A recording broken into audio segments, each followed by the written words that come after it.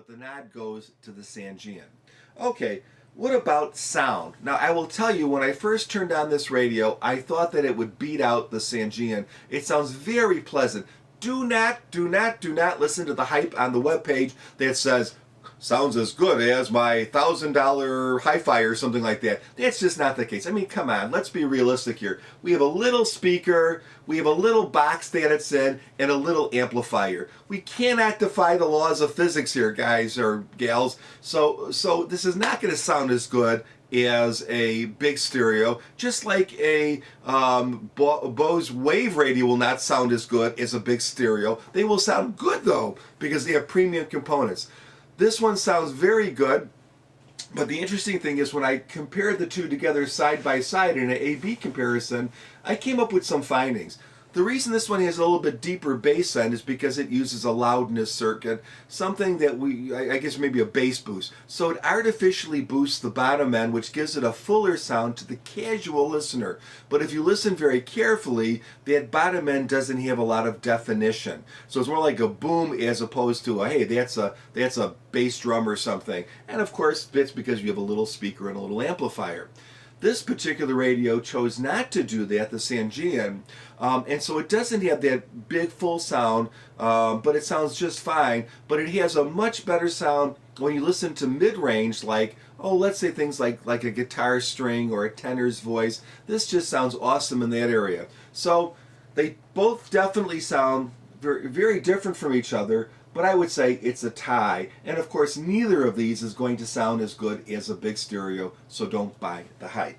Well, what about features? Okay, both these radios are kind of minimalist radios. They don't even have things like a tone control. What they do have are some niceties like push buttons, and they have an auxiliary input, which you can plug your iPod or computer or something in it. This is not an iPod dock. So it will not charge an iPod, it will not control an iPod, but you can go from the headphone jack into this and get an amplified sound. And that's the same for both of these. These both just have the auxiliary input jacks. They're very useful. This one, however, has a few extra features that the Tivoli does not have. It has RDS, which means that when you tune to certain radio stations, it's going to give you the name of the station or the name of the song on here, if that station is broadcasting that information. It actually has a tunable dial here as opposed to buttons for tuning. It's going to have a really, really important feature, and that is you can switch out the stereo multiplexer on the FM. If you've ever listened to an FM station that's kind of weak in stereo, it's going to be full of hisses and noises. It's very annoying. So if you're in a fringe area or you're trying to pick up a weak signal, you definitely want to be able to switch that into mono, and a hissy, horrible signal can go from horrible to very quite nice, very clear. Now this one does it. It has the stereo speakers. I don't know how much that really gives you, but if you're listening to headphones in stereo, you definitely, if you're listening to a weak station, want to switch that out.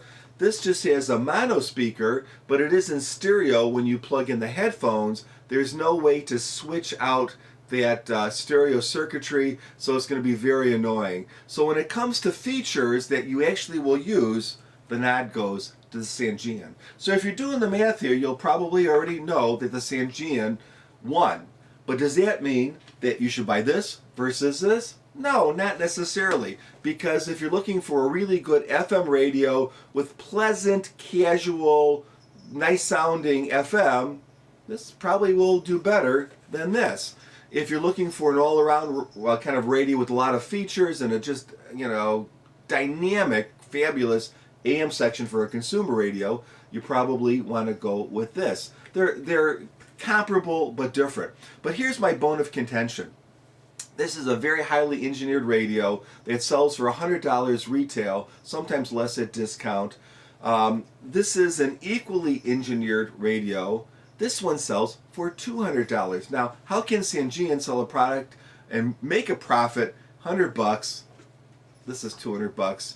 Obviously, you're buying a lot into the name and into the hype and into the prestige or whatever Tivoli is trying to market you, but certainly they're making a big profit on this. Now, when it comes to these high-end radios, it's not so much a matter of absolute value. It's what are you looking for? What are you willing to pay? So I'm not saying don't buy this radio. It really is a very, very nice radio. But I think they're kind of getting us a little bit on the value. So you definitely want to shop around, maybe see if you can get a radio for a discounted price or wait for a sale or something like that. I think the $200 for this radio is a bit much. So with that, I'd like to say have a nice day.